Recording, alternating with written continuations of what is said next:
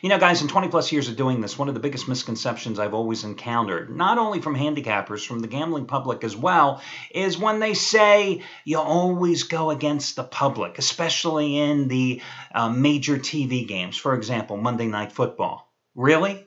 How does that work out for you over the years? It's like guys in baseball who say, hey, the only way to win money is to go ahead and bet the dogs. And you hear about the dogs that they win on. You don't hear about the 7 dogs that they lost on before they hit those 2 big winners.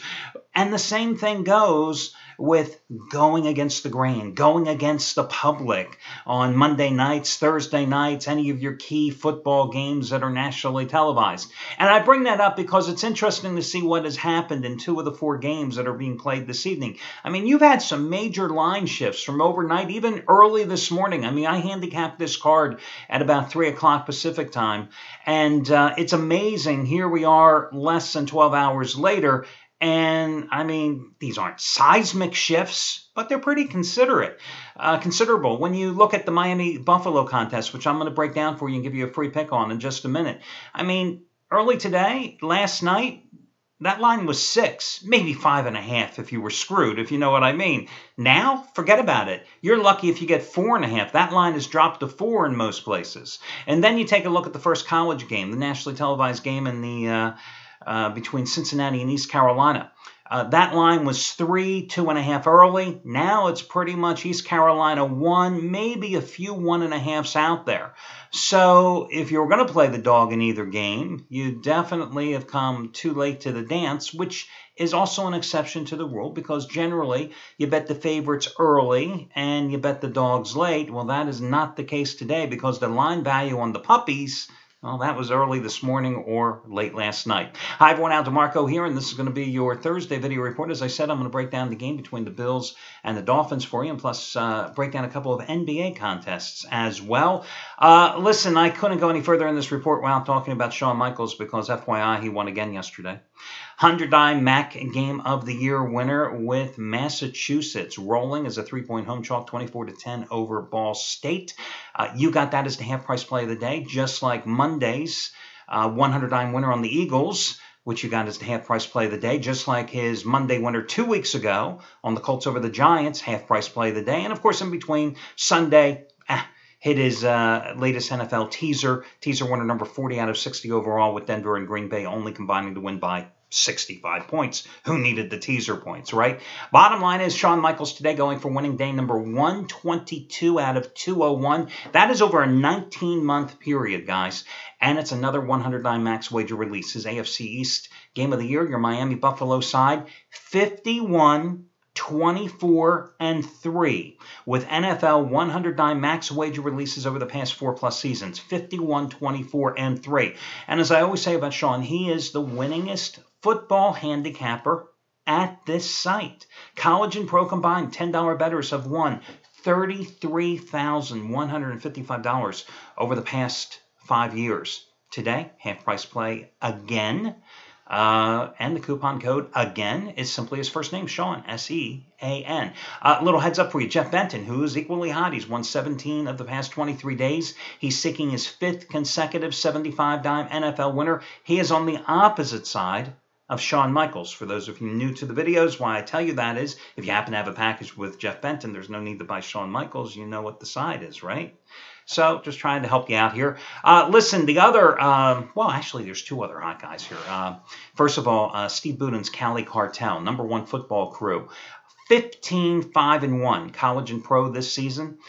Tonight, Thursday night game of the year, the Cincinnati East Carolina side. It's 50-dime college winner number 8 out of 9 this year.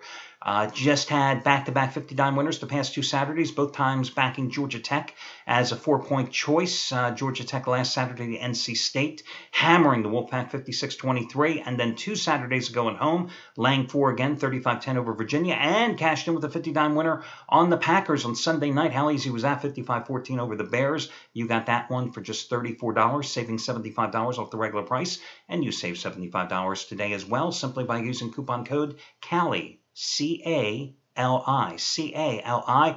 And Matt Rivers going for winner number 13 out of 17 overall. Top-rated 500,000 star NBA no letdown lock. He's coming off back-to-back 500,000 star winners the past 2 Mondays. This week's was Pacers over Utah. Indiana, a 2.5-point favorite. I think they beat the Jazz by 11. And 2 Mondays ago was the Brooklyn Nets, 6.5-point favorite by 131 points. I think it was over Oklahoma City. And you got both of them for $19. And today, same deal. You save $80. You get the play for $19. Can't do any better than that. Simply by using coupon code MAT19, MAT19. Now, unfortunately, Chris Jordan yesterday had a top-rated 1,000 star play as MAT Game of the Year, and like a lot of other guys at the site, he was on the wrong side of Northern Illinois, and the Bowling Green game, failing with the Falcons, and a lot of guys had the UMass game going over last night against Ball State, and it didn't even come close with a total of only 34 points scored in the contest. So it's not all peaches and cream here, but let's get to the free picks. First of all, I look at this Buffalo-Miami contest, and I'm one of the guys, if I had bet Buffalo earlier at 5.5 to 6, I would have been happy. At 4.5, I could still be happy. And listen, if the price is 4, you got to buy up to 4.5. At 4.5, you don't have to do anything, obviously. But you've got 2, 5, and 4 teams. Now, the Dolphins have certainly done better in conference than the Bills. The Bills are coming off a strange, heartbreaking loss at home last week against Kansas City. I believe they were up 13-3 in that contest before folding like a cheap suit. Don't know why they had Kyle Orton throwing the ball a couple of hundred times in that game when they were running the ball so effectively. But one thing I can tell you is the Bills have owned this series against Miami. In the Joe Philbin area, they're 3-0 straight up and against the spread. In the Ryan Tannehill era, they are 4-1 straight up and against the spread. And they have really tormented Ryan Tannehill in this series. The last 3 games, I think they've sacked him a total of like 11 times. And, of course, the Bills come in here leading the league in sacks. And Miami has some problems and issues along its offensive line. I'm sorry. In the 5 games that I know I had a note someplace about this. In the 5 games that Tannehill has played against the Bills, 18 sacks. And you know he's playing with a bum shoulder and with an ankle injury as well. And he's also got an offensive line that has been reconfigured. They took the rookie Jawan James, they moved him right tackle to left tackle, okay? Then they moved their left guard, Dallas Thomas, from left guard to fill in at right tackle. And then they're going to start Shelley Smith over at left guard. Mario Williams is going, please just point me someplace. I want to get on Ryan Tannehill's ass again. So, you have problems there. Miami should be able to run the ball, you would think, against this Buffalo defense, which is pretty porous against the run. But the problem is Lamar Miller, even though he's averaging almost 5 yards a carry for the season, he separated his shoulder a couple weeks ago, so he's not at 100% either. I just think that a Bills team that won handily 29-10 at home in week number 2, and that was after the Dolphins had pulled off the upset win in their season opener at home against the Patriots. I think that they can win this game. I think it's a field goal game either way. So naturally, I would have appreciated the 5.5 to 6.5 points, but at 4.5, I still like the Bills in this particular spot. Again, 2 teams that are trying to stay alive in the playoff race. I don't think either one of them make it, but it's a big, big game for the Bills, and I'm willing to give them a shot in this spot. Let's turn to the NBA. The Toronto Raptors in their last game really struggled against the Orlando Magic. Ask me, I know, because I had them part of a losing streak that has seen me lose 8 of the past 9 days. They were down 11 points in the fourth quarter before rallying for the 104-100 win against the Magic, a team that had only lost 29 of their previous 31 road games, with the 2 wins coming against lowly Philadelphia. The key to Toronto's success in that game was the bench, which I pointed out in my analysis and backing the Raptors. Originally, the bench came into that game averaging their top 4 guys, led by Lou Williams and a couple of other guys, had been averaging about 34 points a game off the bench. Well, in that particular contest, the bench outscored the Magic's bench 36-14. You've got a Chicago team that's coming off a 102-91 win at home against the injury-riddled Pacers the other night. Derrick Rose, season-high 32 minutes, 24 points. But do you know what you're going to get from Rose day in, day out? No. Is Kyle Lowry, who's off to a great start for the Raptors, going to give Rose even this much of an inch anywhere on this court tonight? Absolutely not. Rose is going to have to work both ends of the floor here tonight. I like Toronto. The price has been adjusted because they struggled against the Magic the other night at 2, maybe even 2.5. I like Toronto in this game. Raptors 7-1, 5-0 at home. I also like the Dallas Mavericks. They're laying now 14.5 points against Philadelphia. Personally, I think they can lay 23 points, and it won't really matter here. Because what does Philadelphia bring to the table? Last I checked, the 76ers didn't have a lot of talent for the second straight year. And, I think that Dallas isn't going to be caught flat in this game because of what happened to the Mavericks in their last game. Tuesday night, Craig Davis was one of the guys here who had to play on the Dallas Mavericks. And if you just look at the final score, you see the Mavericks covered at home against Sacramento. But what you don't see is that they were hammered in the first quarter playing at home. I think it was like 32-14 at the end of one. They were down by over 20 points in that game.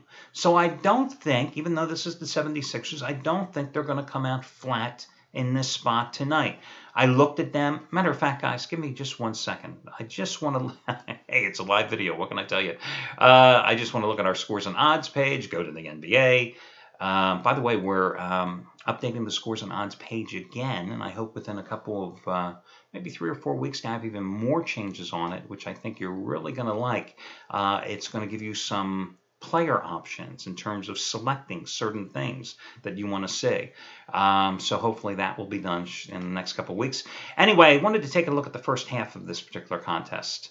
And are you telling me this is not working? Where's the first half?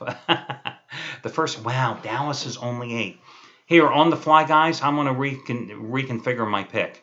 The hell with playing the Mavericks minus the 14.5 points in here. Play them in the first half. Because then, if they build the big lead, and then they decide to take it easy in the second half, what do you have to worry about? And again, based on their performance just Tuesday night at home against the Kings, I got to think that they come out here, as Matt Rivers would say, balls to the wall. And they blow out the Sixers in the first half in this game. And at 8.5 points, why not play them that way? I may have to bet that one. I'll be honest with you. I like that play a lot. But remember, you're taking advice from a guy who, after winning 15 out of 22 days and 46 out of 72 days, has now lost 8 of the last 9. So take it all with a grain of salt. That'll do it, guys. Best of luck to you all, and I will catch you again tomorrow.